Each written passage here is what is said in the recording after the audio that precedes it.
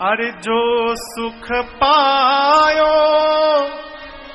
राम भजन में, तो सुख नाही अमीरी में। मन लगा मेरो यार फकीरी में, मन लगा मेरो यार फकीरी में। सौंप कर भजन में प्रवेश कर जाइए। सौंपिए, संतान लायक हो जाए तो देने का। देखिए, वो पिता धरती पर सौभाग्यशाली है माई बाप, जिस पिता के रहते उसकी संतान पिता को सब दायित्व से मुक्त कर दे, वो पिता धरती पर सौभाग्यशाली है। संतान ने यदि आपको मुक्त कर दिया भार से, आप सौभाग्यशाली हैं। लेकिन वो मुक्त कब करेगी संतान? जब आप छोड़ेंगे। सौंपिए। यदि आपकी आंखों के सामने संतान तनिक दाएं बाएं जाएगी तो आप संभाल लेंगे, लेकिन यदि आपके जाने के बाद दाएं बाएं चली जाएगी तो कौन संभालेगा? आप रहेंगे तो संभाल करेंगे। महाराज के मन में भाव आया, गुरुदेव भगवान के पास जाकर दंडवत करके कहे, गुरुजी आप श्रेष्ठ मुहूर्त बताइए जिस मुहूर्त पर मैं राम का अभिषेक कर सकूं। गुरुजी ने कहा, राजन बेगी विलंब न करिय नृप, साजिय सबुई समाज। सुदिन सुमंगल तबहि जब, राम होई जुबराज। महाराज बेग करिए, विलंब मत करिए। वही समय सबसे श्रेष्ठ मुहूर्त में बदल जाएगा जिस समय आप राम को युवराज बना देंगे। इसलिए राम के अभिषेक के लिए मुहूर्त मत पूछिए। मुहूर्त से राम का अभिषेक नहीं है, राम के अभिषेक से मुहूर्त का निर्णय होगा। इसलिए तुरंत करिए, तुरंत करिए महाराज। कई लोग पूछते तो सबसे हैं, लेकिन करते वही है जो उनका मन करता है। गाड़ी लेनी हो ना तो जितने हित लोग हैं, ये जी सोचो तनी वो गाड़ी लेवे कौन ली, सब जगह फोन करके पूछेंगे, लेकिन लेंगे कौन सा? जो वो सोच करके बैठे हैं। यदि आपको अपने मन वाली करना है तो सबको बेवकूफ काहे बना रहे हैं? काहे बेवकूफ बना रहे हैं सबको? अपनी मनवाली ही करनी है यदि, तो बेवकूफ क्यों बना रहे हैं? पूछिए तो उसका पालन करिए, और यदि अपने मन वाली करना है तो पूछने से बचिए। चक्रवर्ती जी से गुरुदेव भगवान ने कहा तुरंत करिए। महाराज बोले, गुरुजी तो ठीक ही बोल रहे हैं, लेकिन हम आज नहीं, हम कल करेंगे। और आपको बताऊं, इसी कल ने महाराज को बेकल कर दिया हो। कल तो आया, लेकिन महाराज के जीवन में वो कल नहीं आया। क्या भय आप सब जानते हैं।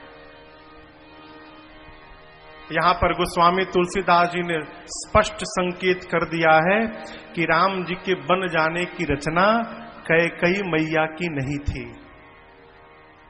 किसकी रचना थी?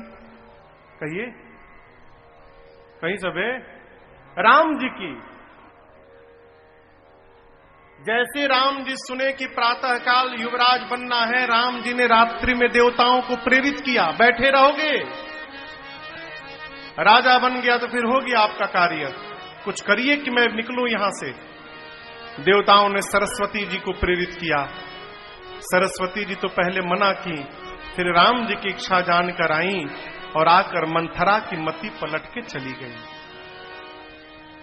नाम मंथरा मंदमती चेरी कैकेयी के, अजस पिटारी ताहि करी गई गिरामती। आई मति फेर कर सरस्वती जी मंथरा की गई। मंथरा के संपर्क में मेरी मां कैकेयी आई, और आप दर्शन करिए मंथरा ने जब मां कैकेयी को बताया तो मां कैकेयी नाचने लगी। यहां पर कैकेयी के अपशब्द को सुनकर मां ने उसे मारा भी है, चाटा। मंथरा कहती, आप महाराज को अपने बस में जानती हैं, आपने महाराज का कपट नहीं देखा है। आपके पुत्र को आपके मैके भिजवाकर राम को राजा बनाने की रचना बनाई जा रही है। मारा, मैया ने खींच कर चाटा मंथरा को। मंथरा रोने लगी तो दया आई। फिर मां कैकेयी कहती है, मंथरा तू कहती है कि कल महाराज राम को युवराज बनाने वाले हैं, तो मंथरा कल का दिन ही कैकेयी के जीवन का श्रेष्ठ दिन होने वाला है। मेरा राम राजा बनेगा। यहां मां कैकेयी कहती है, कैकेयी मैं तो ब्रह्मा जी से बार बार यही बात कहती हूं, मैंने कई बार राम का परीक्षण करके देखा है, राम जितना मुझे प्रेम करते हैं किसी को नहीं करते हैं। मैं करीब प्रीत परीक्षा देखी, मैंने देखा है। और मैं ब्रह्मा जी से कहती हूं, ब्रह्मा जी अगले जन्म में कृपा करिएगा ना, राम मेरी कोख से जन्म ले और सीता मेरी बहू बनकर घर में आए। मैं नित्य ब्रह्मा जी से प्रार्थना करती हूं। इतने प्रिय राम के अभिषेक से तुझे कष्ट है, कारण बता। मंथरा शुरू भई और मां कैकेयी भी जानती है कि राम बन जाना चाहते हैं। मां ने सोचा, राम यदि बन जाना चाहते हैं तो किसी न किसी को तो बदनामी लेनी पड़ेगी। देखिए, आपके लिए मार वही खा सकता है जो आपको हृदय से प्रेम करता है। रसगुल्ला खाने के लिए तो पूरी दुनिया आपके साथ खड़ी है, डंडा खाए के बेरा के रहता ही खुद देखे के बाद। लेकिन ऐसा कामों नहीं करना है कि डंडा खाना पड़े। एक बात कह रहे, आपके जीवन के प्रतिकूल क्षण में कौन आपके साथ खड़ा है, श्रेष्ठ व्यक्ति को इसका अवलोकन करना चाहिए। देखो, बहुत पहले वो गाना आई रहे, नीरे गरे नीरे सा,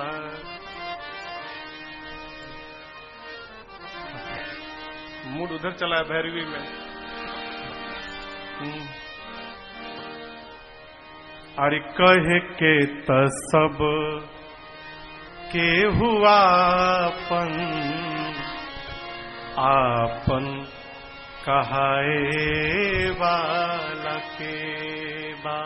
ये गाना रहे ना, अरे सुखवा में सब के हो साथे, दुखवा बटावे वाला के बा। कहे के त सब के हुआ आपन कहाए वाला के। अवलोकन करिए, विपरीत प्रतिकूल परिस्थिति में आपके साथ कौन खड़ा है। मां कैकेयी ने कहा, राम को बन जाना है तो इसका कलंक मैं अपने सिर पर लूंगी, और मैया ने किया। श्री चक्रवर्ती जी से मां ने 2 वरदान मांगे,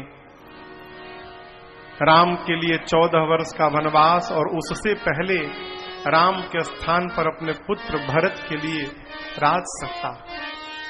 अब आप बताओ, संतान को सबसे अधिक मां जानती है ना।